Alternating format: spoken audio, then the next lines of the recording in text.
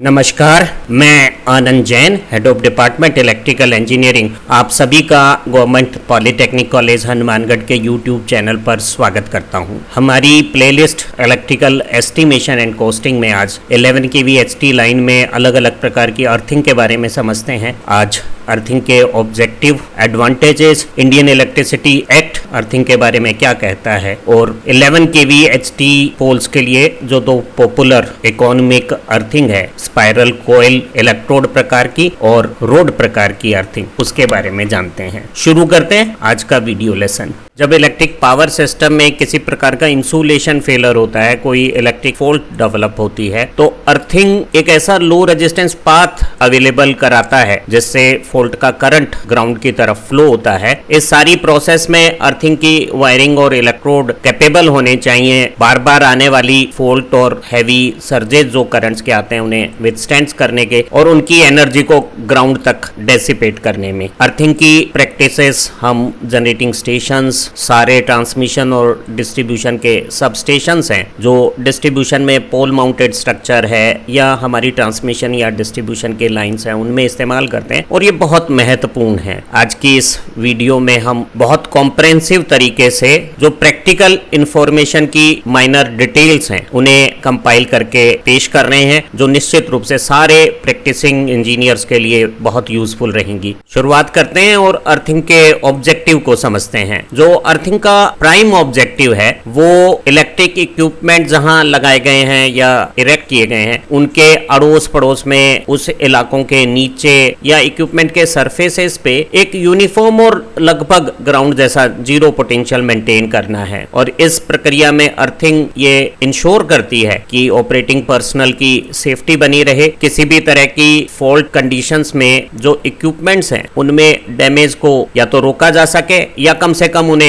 कम रखा जा सके। अर्थिंग हमारी पावर सप्लाई सिस्टम की जो रिलायबिलिटी है उसे इंप्रूव करता है। एक अच्छे अर्थिंग सिस्टम को जो नॉर्मल फॉल्ट करंट है उन्हें कैरी करना होता है और फॉल्ट के समय जो हैवी करंट ग्राउंड की तरफ जाता है उसे जब वो फ्लो करता है तो उसमें किसी भी तरह की फायर, फ्लैशेज या एक्सप्लोजन्स नहीं होने चाहिए। एक इफेक्टिव अर्थिंग का ऑब्जेक्टिव है कि वो सारे लोग जो अर्थ स्ट्रक्चर और इलेक्ट्रिक इंस्टॉलेशन के नजदीक काम कर रहे हैं वो फॉल्ट करंट कंडीशंस में जो स्टेप और टच पोटेंशियल्स की हाई वैल्यूज से इलेक्ट्रिक शॉक के खतरे आते हैं उनसे प्रभावित ना हो, उनका असर ऑपरेटिंग पर्सनल पर ना पहुंचे। पावर सिस्टम में अर्थिंग के दो रूप हैं। एक में हमारी जो 4 वायर 3 फेज सप्लाई है उसमें न्यूट्रल को हम अर्थ करते हैं और एक दूसरी अर्थिंग में इक्विपमेंट की जो आउटर मेटेलिक बॉडी है, नॉन कंडक्टिव पार्ट्स हैं, उन्हें हम ग्राउंड से जोड़कर अर्थिंग करते हैं। जो 4 वायर सिस्टम में न्यूट्रल की अर्थिंग है उससे हमारे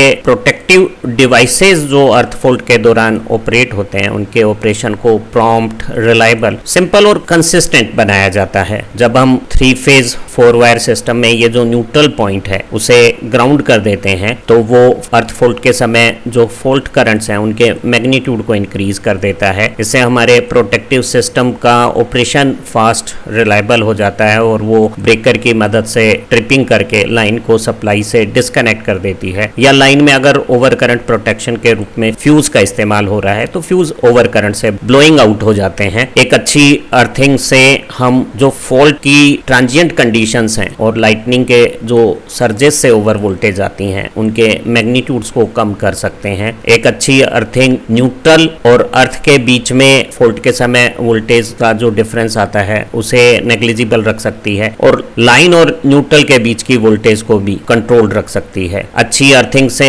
हमारी ऑपरेशन और मेंटेनेंस की प्रॉब्लम्स कम हो जाती हैं, लागत घट जाती हैं, सिस्टम की रिलायबिलिटी इंप्रूव हो जाती है। इक्विपमेंट अर्थिंग में हम इक्विपमेंट के जो non current carrying metallic outer parts हैं उन्हें अर्थ के जनरल मास से इलेक्ट्रिकली कनेक्ट करते हैं। जैसे एक पोल माउंटेड सब स्टेशन पे हम 3 पाइप की अर्थिंग से ट्रांसफार्मर के टैंक को, जो एयर ब्रेक गैंग स्विच है, हमारा गैंग ऑपरेटेड स्विच है, उसकी क्रॉस आर्म्स और ऑपरेटिंग हैंडल को LT के बॉक्स को, सभी तरह के पोल स्ट्रक्चर, ब्रेसिंग और क्रॉस सपोर्ट्स को अर्थ के जनरल मास से कनेक्ट कर देते हैं। इस तरह की अर्थिंग से जो मेटेलिक एनक्लोजर और सपोर्ट सिस्टम है उन पे जो डेंजरस वोल्टेज आ सकती हैं वो रुकती हैं और ऑपरेटिंग पर्सनल की सेफ्टी इंश्योर हो जाती है। और हम किसी भी तरह के लाइटनिंग से अगर कोई सर्ज आ रहा है तो लाइटनिंग अरेस्टर की भी अर्थिंग हो रही है तो लाइटनिंग का सर्ज बिना इलेक्ट्रिक इंस्टॉलेशन को डैमेज किए ग्राउंड में डेसिपेट हो जाता है। इंडियन पावर सिस्टम की प्रैक्टिसेस में जो सेंटर इलेक्ट्रिसिटी अथॉरिटी के जो रेगुलेशन है उनकी जो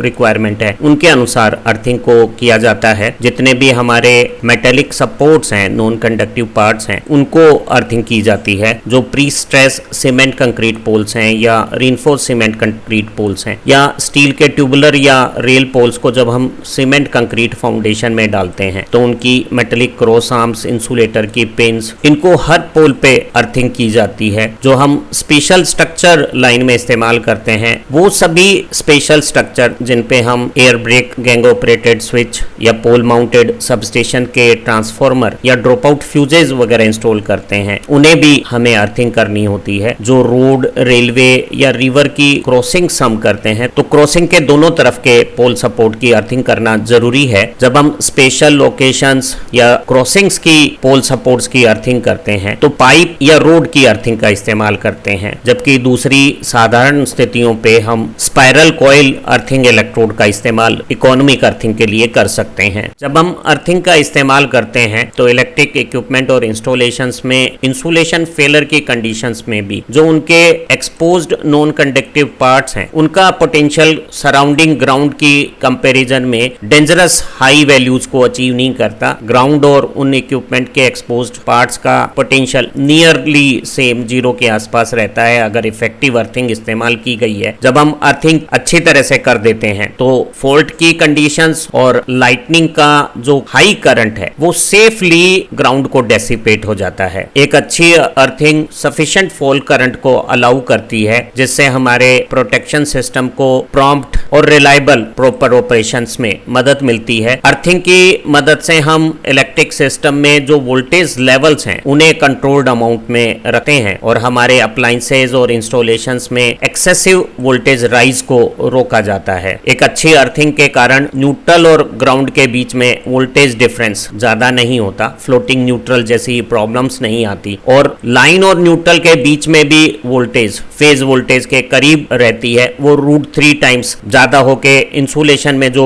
डैमेजेस बनाती है उन डैमेजेस को अच्छी इफेक्टिव अर्थिंग से रोका जा सकता है। इलेक्ट्रिकल एनर्जी का जनरेशन कंज्यूमर से दूर जनरेटिंग प्लांट्स में होता है और वहां जनरेटिंग स्टेशंस के न्यूट्रल को ग्राउंड किया हुआ होता है। फॉल्ट की कंडीशंस में फॉल्ट करंट एक रिटर्न पाथ अर्थ के थ्रू प्राप्त करता है और ऐसी स्थिति में बहुत खतरनाक वोल्टेज ग्रेडियंट फॉल्ट की साइट की सराउंडिंग्स में अर्थ सरफेसेस पे डेवलप हो जाती है और ऐसी कंडीशंस में टच पोटेंशियल और स्टेप पोटेंशियल्स की वैल्यूज बहुत ज्यादा हो जाती है। एक अच्छी डिजाइन की अर्थिंग जो सेफ और इफेक्टिव ग्राउंडिंग सिस्टम बनाती है वो फॉल्ट के करंट के फ्लो के लिए सबसे छोटा और आसान रास्ता भी प्रोवाइड करती है और साथ ही साथ फॉल्ट की सराउंडिंग कंडीशंस में स्टीप ग्राउंड पोटेंशियल ग्रेडियंट्स नहीं डेवलप करेंगी। इक्विपमेंट और ऑपरेटिंग पर्सनल को सेफ रखते हुए हमारी सप्लाई और इलेक्ट्रिक सर्विसेज की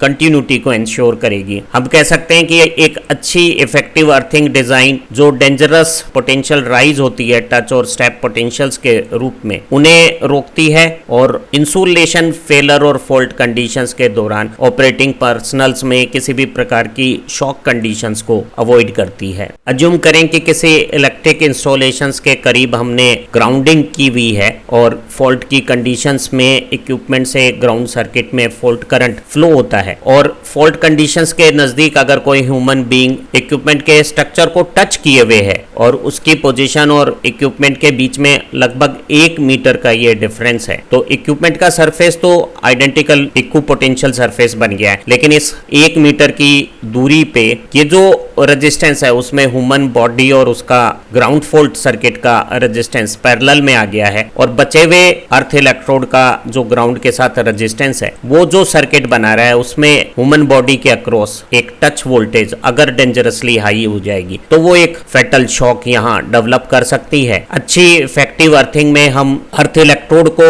इलेक्ट्रिक इंस्टॉलेशन से 1 मीटर दूरी पे कम से कम रखते हैं तो R0 ये रेजिस्टेंस ग्राउंड का बहुत ज्यादा पोटेंशियल ड्रॉप करता है और टच वोल्टेज का मैग्नीट्यूड कम रहता है। फॉल्ट के समय इक्विपमेंट का जो फॉल्ट करंट ग्राउंड में फ्लो करता है तो वो एक शार्प पोटेंशियल ग्रेडियंट ग्राउंड में डेवलप कर देता है और ह्यूमन बॉडी के जो 2 फैले हुए स्टेप्स हैं जिनमें हम अधिकतम दूरी अगर 1 मीटर अज्यूम कर लें तो इस 1 मीटर दूरी पे जो स्टीप इलेक्ट्रिक स्ट्रॉन्ग ग्रेडियंट है वो एक पोटेंशियल डिफरेंस डेवलप करती हैं और उस पोटेंशियल को हम स्टेप पोटेंशियल कहते हैं। अगर ये स्टेप पोटेंशियल डेंजरस ज्यादा हो जाता है तो वो यहाँ फेटल शॉक की कंडीशंस पैदा कर सकता है। एक अच्छी अर्थिंग में एक ग्राउंड मैश बनाकर फॉल्ट करंट को मल्टीपल डायरेक्शंस पे भेजकर ग्राउंड में इस तरह की स्टीप ग्रेडियंट को रोक के स्टेप पोटेंशियल के वैल्यू को कम रखने की कोशिश की जाती है और अक्सर हम ग्रिड सबस्टेशंस पे इस तरह की अर्थिंग का इस्तेमाल करते हैं। जानते हैं इंडियन इलेक्ट्रिसिटी एक्ट के अलग अलग रूल अर्थिंग के बारे में क्या कहते हैं।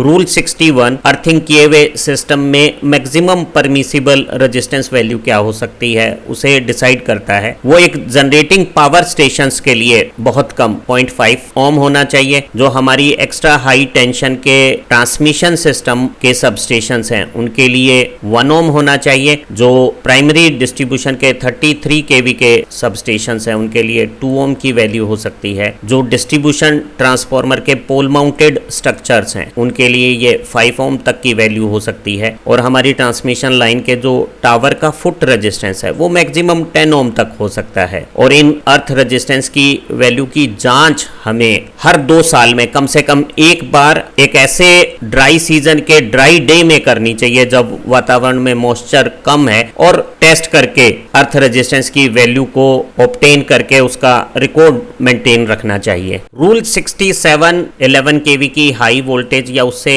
ज्यादा एक्स्ट्रा हाई वोल्टेज इंस्टॉलेशंस के लिए और दूसरे इंपॉर्टेंट इलेक्ट्रिक इक्विपमेंट्स के लिए कहता है कि उनकी बॉडी कम से कम 2 डिस्टिंक्ट और सेपरेट अलग अलग स्थानों से सेपरेट अर्थिंग सिस्टम से अर्थ की हुई होनी चाहिए ताकि अगर इन दोनों में अर्थ कॉन्टैक्ट में, अर्थ वायर में, अर्थ इलेक्ट्रोड में या इलेक्ट्रोड के साथ अर्थ सर्किट के इस कॉन्टैक्ट में कहीं भी कोई फॉल्ट आ जाए तब भी 2 इंडिपेंडेंट अर्थिंग में से एक अर्थिंग हमें सेफ्टी इंश्योर बनाए रखेगी। तो 2 अलग अलग पॉइंट से 2 अलग अलग सेपरेट अर्थ इलेक्ट्रोड के सर्किट के साथ हमें 2 डिस्टिंक्ट और सेपरेट अर्थ कनेक्शंस बनाने चाहिए। रूल नंबर 90 ओवरहेड लाइन की अर्थिंग के बारे में बात करता है। वो कहता है कि डिस्ट्रीब्यूशन सिस्टम में हम जो मेटेलिक फिटिंग्स और सपोर्ट इस्तेमाल करते हैं, क्रॉस आर्म्स या इंसुलेशन के पिन्स, वो सब परमानेंटली और इफेक्टिवली अर्थ होनी चाहिए। लाइन के सपोर्ट और गाई के लिए जो स्टे वायर इस्तेमाल किया होता है उसे भी अर्थिंग करनी चाहिए। अगर किसी स्टे वायर में पोल सपोर्ट और एंकर रोड के बीच में ग्राउंड से 3 मीटर की ऊंचाई पे स्टे वायर में अगर गाई इंसुलेशन का इस्तेमाल नहीं किया गया है तो हमें स्टे वायर की भी अर्थिंग करनी चाहिए। हम प्रत्येक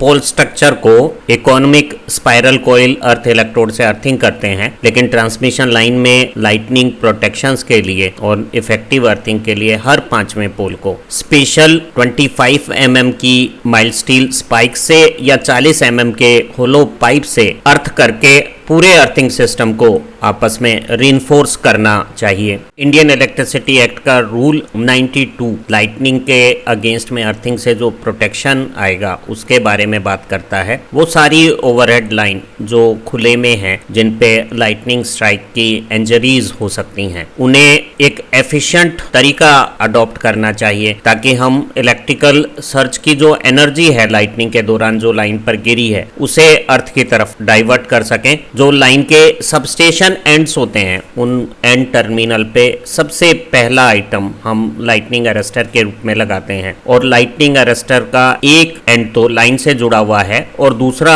एक डायरेक्ट कंटिन्यूअस लो रेजिस्टेंस की सॉलिड अर्थिंग से जुड़ा हुआ होता है। और लाइटनिंग अरेस्टर की ये जो अर्थिंग है उसे हम किसी भी दूसरे आयरन या मेटेलिक स्ट्रक्चर से कॉमन नहीं करेंगे ताकि लाइटनिंग का सर्ज कहीं दूसरी समस्याएं ना पैदा कर पाए। अर्थिंग या ग्राउंडिंग में हम इक्विपमेंट में जो अर्थ पॉइंट होता है उसका कनेक्शन ग्राउंड मास से एक अर्थ इलेक्ट्रोड के थ्रू करते हैं। जो हमारे जनरेटिंग पावर प्लांट्स हैं और ग्रिड सबस्टेशंस हैं उनमें हम एक महंगी लेकिन बहुत एफिशिएंट कॉपर प्लेट्स और इस तरह की पैरेलल स्ट्रिप्स की ग्रिड की अर्थिंग करते हैं और इस तरह के अर्थ इलेक्ट्रोड की मदद से हम इक्विपमेंट को जो कंडक्टिव मास है अर्थ का उसके साथ कनेक्ट कर लेते हैं ताकि इक्विपमेंट की बॉडी का पोटेंशियल और जनरल ग्राउंड मास का जो पोटेंशियल है वो कन्वेंशनली एक दूसरे के बराबर जीरो मेंटेन बना रहे। जो इस तरह के कॉपर कंडक्टर की ग्रिड ग्राउंड में हमने प्लेस कर दी है उसके कनेक्शन अर्थ इलेक्ट्रोड से हम ग्राउंड सरफेस पे प्राप्त करेंगे और पूरे ग्रिड सबस्टेशन पे इस तरह के जाल से अलग अलग इक्विपमेंट्स पे ये जो अर्थ ग्रिड की मैश है वो एक इफेक्टिव अर्थिंग प्रोवाइड कर देगी और किसी भी फॉल्ट के समय जो अर्थ करंट का फ्लो है वो अलग अलग रास्तों से डिस्ट्रीब्यूट हो जाएगा और कहीं भी स्टेप और टच पोटेंशियल्स की हाई वैल्यूज जनरेट नहीं होगी। जहां ग्रिड सबस्टेशन पे हमें अर्थ रेजिस्टेंस को बहुत कम 1 ओम से भी कम रखना पड़ता है वहीं हम लाइन पोल्स में अर्थ रेजिस्टेंस को 10 ओम वैल्यू तक परमिसिबल रख सकते हैं। तो हम एक इकोनॉमिक अर्थिंग गैल्वेनाइज्ड आयरन की पाइप या रोड के रूप में अगर हम पाइप लेते हैं तो उसकी डायमीटर 40 mm ली जाती है और अगर ये रोड है तो 25 mm की सॉलिड रोड का इस्तेमाल किया जा सकता है या एक ज्यादा इकोनॉमिक गैल्वेनाइज्ड आयरन की स्पाइरल कॉइल इलेक्ट्रोड का हम अर्थिंग में इस्तेमाल कर सकते हैं। चाहे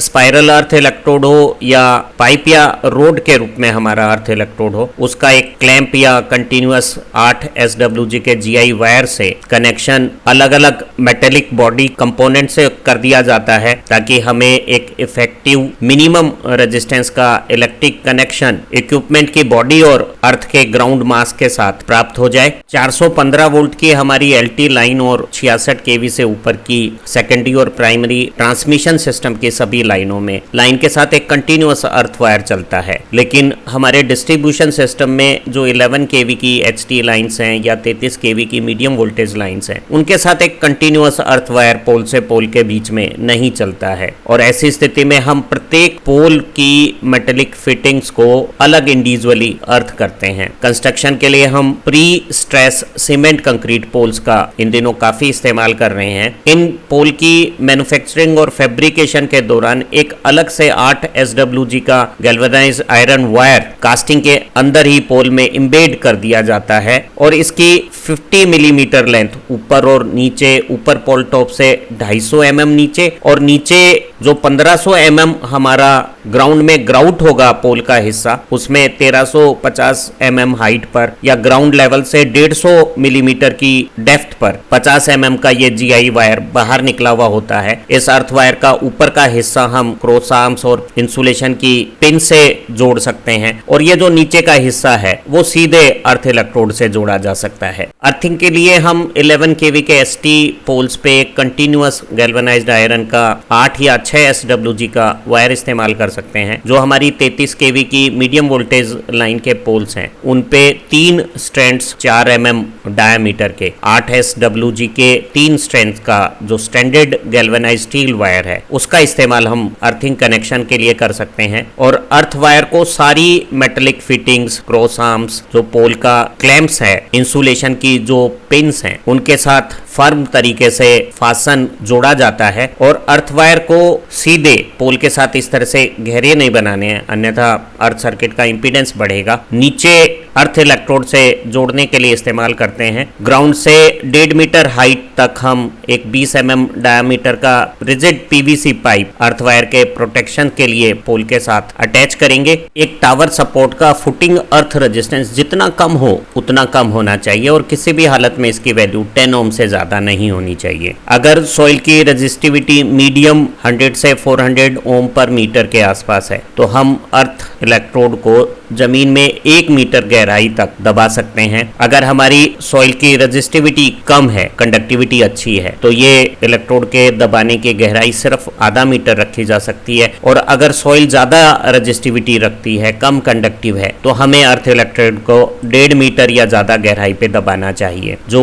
अर्थिंग सर्किट के लिए जो हम लीड वायर इस्तेमाल करते हैं, उसका क्रॉस सेक्शन किसी भी हालत में, अगर वो कॉपर के अर्थ वायर हैं तो 3 mm स्क्वायर से कम नहीं होने चाहिए, और अगर वो गैल्वेनाइज्ड आयरन या स्टील के हैं तो उसका साइज 6 mm स्क्वायर से कम नहीं होना चाहिए। अगर डबल पोल स्ट्रक्चर का इस्तेमाल किया गया है तो अर्थिंग वायर का कनेक्शन पोल स्ट्रक्चर में ये जो क्रॉस ब्रेसिंग है इनके साथ भी होना चाहिए, और वो क्रॉस आर्म्स जिन पे हमने ट्रिपल पोल का मैनुअली ऑपरेटेड गैंग स्विच लगाया है या लाइटनिंग अरेस्टर लगाए हैं, उनकी क्रॉस आर्म्स से भी होना चाहिए। और जो हमारा हैंडल है जियो स्विच का, उसके साथ भी अर्थिंग का अटैचमेंट होना चाहिए। अक्सर हमें अर्थ पिट की रिफिलिंग के लिए बढ़िया कंडक्टिव वाली बेंटोनाइट सॉइल का इस्तेमाल करना चाहिए। कुछ एक्सपर्ट्स का कहना है कि चारकोल और सॉल्ट का इस्तेमाल केवल वहीं करना चाहिए जहां सॉइल की रेजिस्टिविटी हाई है और हमें प्रॉपर अर्थ रेजिस्टेंस प्राप्त नहीं हो रहा है। अन्यथा चारकोल और साल्ट का जो इस्तेमाल है वो टेम्परेरी तो हमारा अर्थ रेजिस्टेंस कम कर देता है, लेकिन ये कोरोसिव है तो इनके कारण हमारे अर्थ इलेक्ट्रोड की लाइफ कम होती है। अगर अर्थिंग प्रैक्टिस को हम समराइज करें तो जो सिंगल पोल के प्री स्ट्रेस सीमेंट कंक्रीट या रेल स्टील पोल्स हैं, उन पे हम हर पे एक स्पाइरल कॉइल अर्थिंग इलेक्ट्रोड से अर्थिंग करते हैं, और 5 पोल के बाद हर किलोमीटर में बराबर दूरी पे 2 या 3 जगह हम पोल्स पे स्पेशल पाइप अर्थिंग करते हैं। अगर एंगल डेविएशन का एक सिंपल डबल पोल स्ट्रक्चर है तो वो चाहे आरसीसी का हो चाहे रेल स्टील पोल हो, हम दोनों पोल के लिए अलग अलग स्पाइरल कॉइल अर्थिंग इलेक्ट्रोड की 2 अर्थिंग एक डबल पोल पे करेंगे। अगर पोल माउंटेड सब स्टेशन है तो उस पर 3 अर्थिंग की जाएगी और वो तीनों अर्थिंग पाइप अर्थिंग होगी। हम 40 mm डायमीटर का पाइप की अर्थिंग एक ट्रायंगुलर फॉर्मेशन पे पोल माउंटेड सबस्टेशन के चारों तरफ करेंगे। अगर कोई रोड कम्युनिकेशन या एलटी लाइन की क्रॉसिंग है या रेलवे लाइन भी ओवरहेड लाइन से क्रॉस की जा रही है तो हम दोनों साइड में क्रॉसिंग के जो हमारा डबल पोल स्ट्रक्चर है उस पर एक स्पेशल पाइप अर्थिंग दोनों तरफ करेंगे, और उस अर्थिंग से मेटेलिक जो बियरर वायर है गार्डिंग के लिए हम इस्तेमाल करते हैं उसको भी इफेक्टिवली अर्थ करेंगे। अगर किसी डबल पोल स्ट्रक्चर पे gang operated manual isolating switch लगा हुआ है तो हम उस पर 2 नंबर में तो स्पाइरल कॉइल अर्थिंग करेंगे और 1 नंबर में जीआई पाइप अर्थिंग करेंगे। इसी तरह से सारे स्टे वायर की भी अर्थिंग की जानी चाहिए अगर उन पे स्टे वायर और पोल सपोर्ट के बीच में एग इंसुलेशन का इस्तेमाल नहीं किया जा रहा है। अगर एग इंसुलेशन का इस्तेमाल हो रहा है तो स्टे वायर पे किसी भी प्रकार की अर्थिंग की आवश्यकता नहीं रहेगी। 11 kV की एसटी लाइन की स्पेशल पोल अर्थिंग के लिए हम सॉलिड रोड या स्पाइक इलेक्ट्रोड का इस्तेमाल कर सकते हैं जिसकी डायमीटर 25 mm और लेंथ 2.5 मीटर के आसपास होगी। अन्यथा हम एक 40 mm का होलो माइल्ड स्टील पाइप का इस्तेमाल कर सकते हैं जो भी 2.5 मीटर लंबा होगा, और दोनों चाहे रोड हो या पाइप हो उन्हें ग्राउंड लेवल से 300 मिलीमीटर की गहराई तक एक ट्रेंच बना के 2.5 मीटर डेप्थ तक इंसर्ट कर देंगे। अगर हमारी सैंड की कंडक्टिविटी अच्छी नहीं है तो लगभग 2x2 क्रॉस सेक्शन एरिया की 2.5 मीटर लंबी पिट बनाकर सेंटर में हम पाइप को प्लेस कर देंगे, और फिर अल्टरनेट 300 mm की चारकोल और सॉल्ट की लेयर लगा सकते हैं। अगर हमारी सॉइल की कंडक्टिविटी अच्छी है तो हम चारकोल और सॉल्ट को अवॉइड भी कर सकते हैं। अगर हम 11 kV की लाइन में अर्थिंग कर रहे हैं तो अर्थ इलेक्ट्रोड को 8 SWG के GI वायर से कनेक्ट कर देंगे, और अगर ये 33 kV की मीडियम वोल्टेज लाइन है तो 6 SWG का GI वायर का इस्तेमाल करेंगे। जो GI वायर हम पोल स्ट्रक्चर और अर्थ इलेक्ट्रोड के बीच में जोड़ रहे हैं वो कंटिन्यूअस होना चाहिए, उसमें टुकड़े नहीं होने चाहिए। अगर मजबूरीवश हमें टुकड़े बनाने पड़ रहे हैं तो जो जॉइंटिंग है वो प्रॉपर नट बोल्ट और वॉशर से बनानी चाहिए। अर्थ इलेक्ट्रोड के ऊपर एक क्लैंप लगा के हम अर्थ वायर को कनेक्ट कर देंगे, और क्लैंप के लिए हम 40 mm चौड़ाई और 3 मिलीमीटर मोटाई की जो MS फ्लैट स्ट्रिप है उसकी 150 mm लेंथ को अगर 40 mm का हम होलो पाइप इस्तेमाल कर रहे हैं तो 21 mm रेडियस की सेमी सर्किल शेप बनाते हुए रखेंगे और इनके बीच में पाइप को रखकर दोनों तरफ नट बोल्ट वाशर और लोक नट से इसे क्लैंप कर देंगे और इसी के साथ हमारा अर्थ वायर भी अर्थ इलेक्ट्रोड के साथ जुड़ जाएगा। अर्थ वायर और अर्थ इलेक्ट्रोड को पोल की जो सेंटर लाइन है उससे 1.2 मीटर की दूरी पर रखेंगे और ग्राउंड से इसकी डेप्थ पोल से लेके अर्थ इलेक्ट्रोड तक सेफ 1 फीट नीचे होगी ताकि अर्थिंग सिस्टम की मैकेनिकल सेफ्टी और सिक्योरिटी एश्योर हो और ग्राउंड पर टच और स्टेप पोटेंशियल्स की वैल्यू डेंजरसली हाई ना हो पाए। अगर सॉइल कंडीशन सॉफ्ट हो तो हम आधा मीटर बाई आधा मीटर बाई आधा मीटर का एक क्यूबिक पिट बना के ग्राउंड से 1 फीट की